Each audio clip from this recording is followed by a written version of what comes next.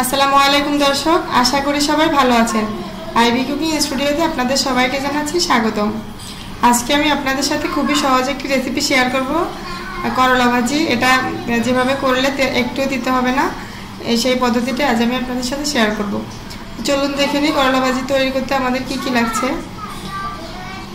এখানে আমি half KG পরিমাণ করলা নিয়েছি। করলাটাকে কেটে 5 থেকে 7 মিনিট 1 চামচ লবণ মাখিয়ে রেখেছি।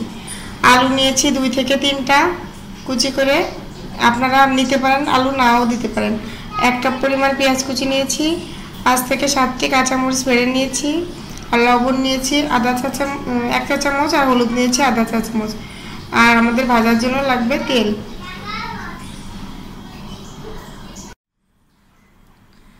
করলাটাকে আমি ভালো করে কষলে পানি বের করে নেব।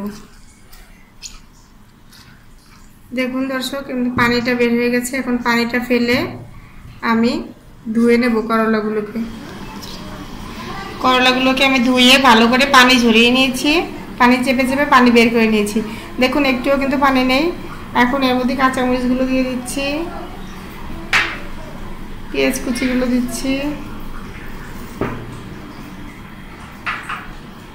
লবণ দিচ্ছি, হলুদ দিলাম,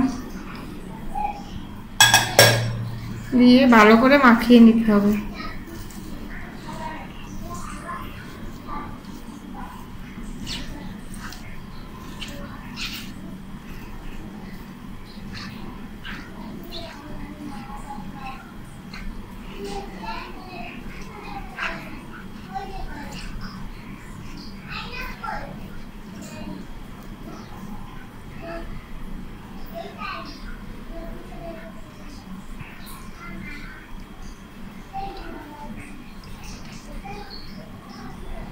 আলুগুলো দিয়ে দিচ্ছি।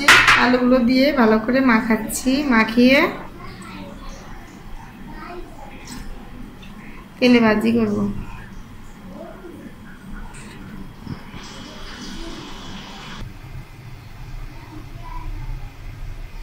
কড়াইতে তেল দিয়েছি, তেলটা গরম হয়ে গেছে আমার।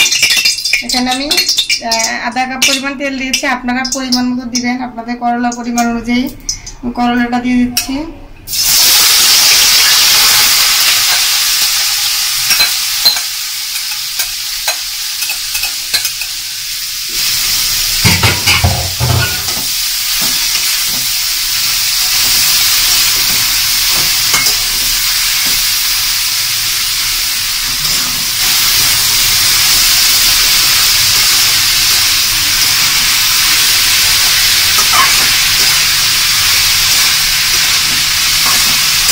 ভাজিটাকে ভালো করে নেড়ে মিশিয়ে দিতে হবে।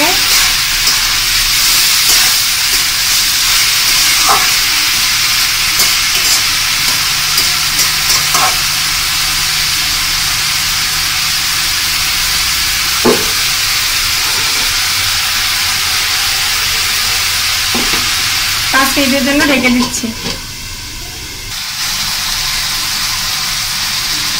5 মিনিট পরে আমি ভাজিটাকে ভালো করে নেড়ে দেব।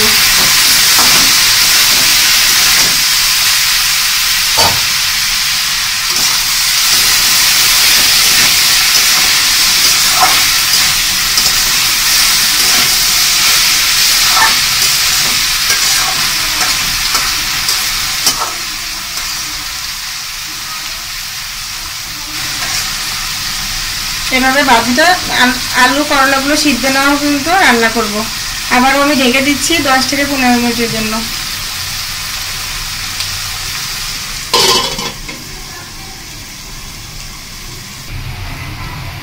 10 মিনিট মিডিয়াম আঁচে রান্না করার পরে হয়ে গেছে আমার ভাজি।